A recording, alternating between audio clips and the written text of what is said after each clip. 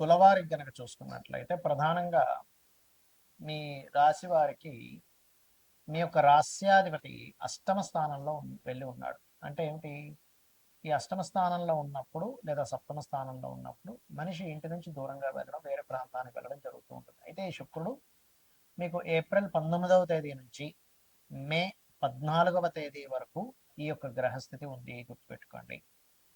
కావున ఈ గ్రహస్థితి ఎటువంటి ఫలితాలను ఇస్తుంది అనేటువంటిది చూసుకున్నట్లయితే ప్రత్యేకంగా ఈ శుక్రుడు మీకు ఏప్రిల్ 19 నుంచి మే 14 వరకు అక్కడ ఉంటూ, కుజుడు కూడా మనకి సప్తమ స్థానంలోకి మే 12వ తేదీ నుంచి వస్తున్నాడు.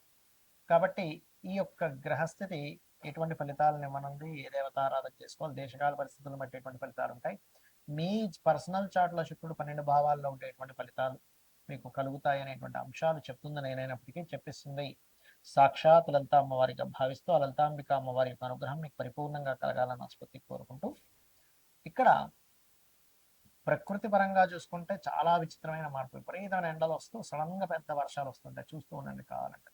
ఏమిట్రా బాబు విచిత్రంగా ఉంది అనిపిస్తూ ఉంటుంది. విపరీతమైన ఎండలు, విపరీతమైన వర్షాలు. అయితే ఎప్పుడైతే ఈ శుక్రుడు అష్టమ స్థానంలో ఉన్నాడో ఇన్సూరెన్సెస్ మూలంగా కలిసి రావడము ఇది ఇస్తాడు.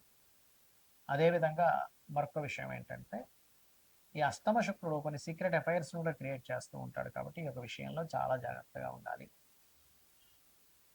ప్రదేశము మారడం, ఉన్న ప్రదేశం నుంచి ఇంకో ప్రదేశానికి వెళ్ళడం, మరియు అదేవిధంగా కాస్త తాతగారి ఆస్తి సంబంధించిన విషయంలో కొన్ని తెలివైనటువంటి నిర్ణయాలు తీసుకోవడం వల్ల కొంతవరకు మీకు మంచి ఫలితాలు రావడం. కాకపోతే ఇక్కడ 6వ భావంలో శని కుజులు కలిసి ఉంటారు మే 12వ తేదీ వరకు. మే 12వ తేదీ కుజుడు సప్తమంలోకి మారిపోతాడు. కాబట్టి ఈ ఫలితం ఏదైతే ఉందో ఇది ఎప్పుడైతే సప్తమంలోకి మారతాడో అక్కడ నుంచి మాత్రం మీరు ఏదైనా జీవిత భాగస్వామిని లేకపోతే పార్ట్నర్స్ని ఎంపిక చేసుకునే విషయంలో అగ్నితత్వ రాశుల్లో ఉండే కుజుడు కాబట్టి చాలా చాలా చాలా జాగ్రత్తగా ఉండాలి, గుర్తుపెట్టుకోండి. అంటే తొందరపాటు నిర్ణయాలు కానీ, తొందరపాటు పడి ఏదో చేయడం కానీ ఏంటివి చేయకండి. ఇది ముఖ్యంగా వ్యాపారాలు, సామాజిక సంబంధించినటువంటి విషయాల్లోని ఎప్పటి నుంచి మే 12 నుంచి దాదాపుగా మీరు ఒక 45 రోజుల పాటు గుర్తుపెట్టుకోండి. ఈ యొక్క విషయంలో చాలా చాలా కేర్గా ఉండాలి మీరు. ఇక మీరు నిత్యము చేయవలసినటువంటి దేవతారాధన దుర్గా ఆరాధన చేయండి. శని కుజ గ్రహాల దగ్గర దీపారాధన చేయండి. తద్వారా మీకు ఎటువంటి గొడవలు కలగకుండా ఉంటాయి. అయితే ఎవరికైనా పర్సనల్ చార్ట్లో శుక్రగ్రహం చాలా ప్రాధాన్యత వహిస్తుంది, గుర్తుపెట్టుకోండి. ఎందుకు అంటే శుక్రుడు ధనాన్ని ఇచ్చే కారకుడు. ధనం మూలం ఇదం జగత్. కాబట్టి మనం చూడండి, ధనం వల్ల సంతోషం రాకపోవచ్చు, కానీ ధనం వల్ల గౌరవం వస్తూ ఉంటుంది ప్రపంచంలో. ఎందుకంటే జగత్తు మొత్తం ధనం మూలంగానే నడుస్తూ ఉంటుంది. కాబట్టి ఇక్కడ ధర్మబద్ధంగా ధనం సంపాదించమని శాస్త్రం చెప్పింది. కాకపోతే ఈ ధనానికి కారకుడైనటువంటి శుక్రగ్రహం ఏదైతే ఉందో ఈ శుక్రుడు ప్రధానంగా మీకు రాశిలో ఉంటే ఏంటి, 12 భావాల్లో ఉంటే ఏమిటి అనేది చూసుకునే ముందు అసలు మీది లగ్నం ఏమిటి అనేటువంటిది తెలుసుకోగలగాలి. అంటే మీది గురువర్గ లగ్నమా, శనివర్గ లగ్నమా? గురువర్గ లగ్నాలు అంటే ఏమిటి అంటే మేషము, కర్కాటకము, సింహము, వృశ్చికము, ధనస్సు, మీనము. ఇవి గురువర్గ లగ్నాలుగా చెప్పబడతాయి. మరి శనివర్గ లగ్నాలు అంటే వృషభము, మిథునము, కన్యా, తుల, మకర, కుంభాలు శనివర్గ లగ్నాలు. ఇక్కడ ఈ గురువర్గ లగ్నాలకు శుక్రుడు పాపవుతాడు, శనివర్గ లగ్నానికి శుభ్రుడు అవుతాడు. అయితే ఈ శనివర్గ లగ్నాలకు మాత్రమే మరి ధనం సంపాదిస్తారా శుక్రుడు శుభ్రవుతున్నందుకు? గురువర్గ లగ్నాలకు సంపాదించడం అంటే అలా ఏముండదు. ఎందుకంటే తన సహజంగా సెకండ్ లార్డ్, రెండవ అధిపతి బాగుంటే ఎవరికైనా ధనం బాగుంటుంది. రెండవ అధిపతి, పంచమాధిపతి, భాగ్యాధిపతి, లాభాధిపతి. అయితే ఇక్కడ గురువర్గ లగ్నాలకి శుక్రుడు వల్ల కొంత ఇబ్బంది ఉంటుంది. అంటే స్త్రీ మూలకంగా, ధనం మూలకంగా, కంఫర్ట్స్ మూలంగా, వాహనాల మూలంగా ఇస్తూ ఉంటాడు. అయితే మరలా ఆ శుక్రుడు కనుక కొంత శుభగ్రహాలతో చూడబడ్డా, అంటే అది ఏ రాశుల్లో ఉంది, ఏ నక్షత్రంలో ఉంది, ఏ గ్రహంతో చూడబడుతుంది, ఏ ఏ యొక్క రాశిలో ఉంటూ ఇంకో గ్రహం ఏ రాశిలో ఉండే గ్రహంతో చూడబడుతుంది అనే దాన్ని బట్టి అది శుభుడైనా పాపైనా సరే ఆ యొక్క తత్వాలు మారిపోతూ ఉంటాయి, గుర్తుపెట్టుకోండి.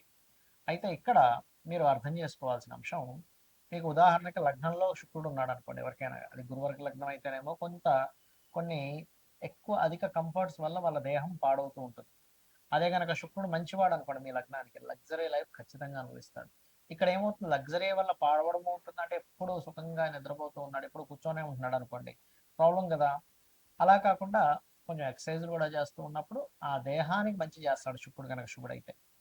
అదేవిధంగా ధనస్థానంలో ఉంటే కూడా సహజంగా ధనస్థానంలో శుక్రుడు ధనాన్ని ఇస్తాడు, అందులో ఎటువంటి సందేహం లేదు. కానీ శుభుడైనప్పుడు ఏమవుతుంది అంటే శుభగ్రహ సంబంధాలు కలిగినప్పుడు ఇక్కడ మీకు అయితే శుక్రుడు ఎప్పుడైనా సరే ధనస్థానంలో ఉన్నప్పుడు ఏంటంటే ధనం సహజంగా శుక్రుడు ధనస్థానంలో ఉన్నందుకు ధన సంబంధించినటువంటి విషయంలో బాగుంటుంది, అందులో ఎటువంటి సందేహం లేదు.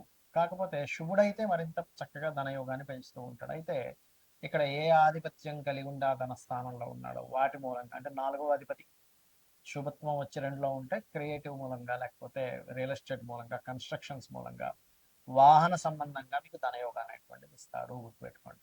ఇక 3వ భావంలో శుక్రుడు ఉన్నాడు. ఉదాహరణకి పాప అయితేనేమో కొంతమంది స్త్రీల పరిచయాల వల్ల ఇబ్బంది వస్తుంది, శుభుడైతే వాళ్ళ వల్లనే కొంత సహకారం ఉంటుంది, సహోదరులతో కొంతవరకు. శుభుడైతేనేమో ప్రేమానురాగాలు ఉంటాయి. పాప అయ్యాడు అనుకోండి, కొంతమంది చూడండి సొంత చెల్లెలే, సొంత అక్కే, లేకపోతే తెలిసిన వాళ్ళే స్త్రీ ఇబ్బంది పెట్టింది, మోసం చేశారంటూ ఉంటారు, అలాంటివి జరుగుతూ ఉంటాయి. 4వ భావంలో కనుక శుక్రుడు మీకు బాగుంటే ఖచ్చితంగా గృహయోగము, వాహన యోగం ఖచ్చితంగా ఉంటుందని చెప్పొచ్చు. అది శుభుడై బాగుంటాయి. పాడైతే వీళ్ళ పేర్ల మీద, అంటే శుక్రుడు కేతువు కలిసి ఉంటాడు, అలాంటప్పుడు వీళ్ళ యొక్క పేర్ల మీదే తీసుకోవడం వల్ల ఇబ్బంది వస్తుంది. ఇది ప్రధానంగా గుర్తుపెట్టుకోండి. అదేవిధంగా పంచమ స్థానంలో శుక్రుడు ఉన్నాడు, అప్పుడు ఏంటంటే శుభుడైతేనేమో వాళ్ళ సంతానానికి ముఖ్యంగా ఏంటంటే ఈ వివాహ సంబంధించినటువంటి విషయంలో ఏదైనా ఇష్టపడి సంబంధాలు రావడము, లేదా పంచమంలో ఉన్నప్పుడు సంతానానికి కళల మీద ఇంట్రెస్ట్ కలగడం జరుగుతుంది. అదే పంచమంలో పాడై ఉన్నాడు అనుకోండి శుక్రుడు, ఉదాహరణకి మీకు, అప్పుడు కొంతమంది చూడండి సంతానం ఏదో సినిమా ఫీల్డ్ అనో లేకపోతే ఇంకేదో కళలు అనేది అక్కడ వ్యసనాలు పాడైపోతూ ఉంటారు, అటువంటివి కలుగుతూ ఉంటాయి.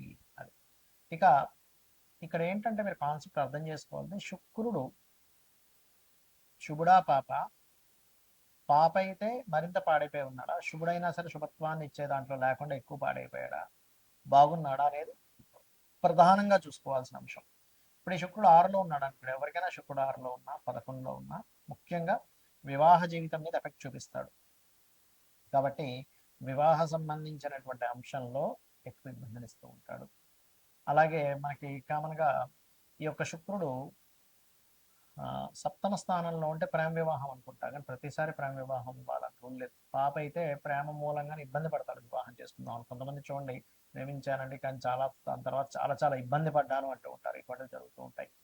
అదేవిధంగా ఒక్కొక్కసారి శుభుడయ్యాడు అనుకోండి, పార్ట్నర్స్ వచ్చినప్పటి నుంచి బాగుంటుంది, జీవిత భాగస్వామి కావచ్చు, లేకపోతే లైఫ్ పార్ట్నర్ కావచ్చు, బిజినెస్ పార్ట్నర్ కావచ్చు. అష్టమంలో ఉంటే శుభుడైతేనేమో తాతగారి ప్రాపర్టీస్ బాగా కలిసి వస్తాయి, పాప అయితేనేమో తాతగారి ప్రాపర్టీస్ ఉండడం వల్ల వీళ్ళు ఒక్కోసారి పాడైపోతూ ఉంటారు కూడా. అలాగే యాక్సిడెంట్స్ కూడా ఎక్కువ అవుతూ ఉంటాయి ఒకవేళ పాప అయితే కనుక. అష్టమాధిపతి పాప చతుర్థంలో ఉన్నాడు అనుకోండి, అప్పుడు ప్రభావం ఎక్కువగా ఉంటూ ఉంటుంది. ఇక అదేవిధంగా గమనించుకున్నట్లయితే భాగ్యంలో ఉంటే తండ్రికి కళా సంబంధించినటువంటి భాగ్యం, అంటే ఇప్పుడు హైయర్ ఎడ్యుకేషన్లో మంచి ఫలితాలు ఇస్తాడు బాగుంటే. పాడైతే తండ్రి వ్యసనాలు పాడవడం కూడా జరుగుతూ ఉంటుంది. దశమంలో శుక్రుడు ఉంటే బ్యాంకింగ్, ఫ్యాషన్ రిలేటెడ్ రంగాల్లో ఉద్యోగాలు, పాడైనట్లయితే ఆ ఫ్యాషన్ రంగాలకు వెళ్ళడం ద్వారానే ఇబ్బంది వస్తూ ఉంటుంది. బ్యాంకింగ్లోనే తిరుగుతూ ఉంటాడు కానీ జాబ్ రాదు. ఇక్కడ ఏంటంటే మీరు దేంట్లో ఎక్కువగా తిరుగుతూ మీ సమయాన్ని వృధా చేసుకుంటున్నారు అనేటువంటి విషయాన్ని కూడా గ్రహం చెప్తుంది, గుర్తుపెట్టుకోండి.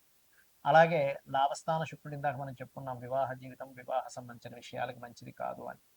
అలాగే మరొక విషయం ఏంటంటే 12వ స్థాన శుక్రుడు సుఖాన్ని ఇస్తాడు, అంటే కంఫర్ట్ లైఫ్ని ఇస్తాడు. కాబట్టి శుక్రుడు ఎప్పుడు కూడా 11 కంటే 12 చక్కటి ఫలితాలు ఇస్తుంది. ఇక ఈ యొక్క విషయంలో శుక్రుడు కనుక పాడైనట్లయితే ఎవరైనా సరే అమ్మవారి ఆరాధన చేయడము, లలితా సహస్రనామాల యొక్క శ్రవణము పఠనము చేయడం కనుక చేసినట్లయితే అన్ని విధాలా బాగుంటుంది.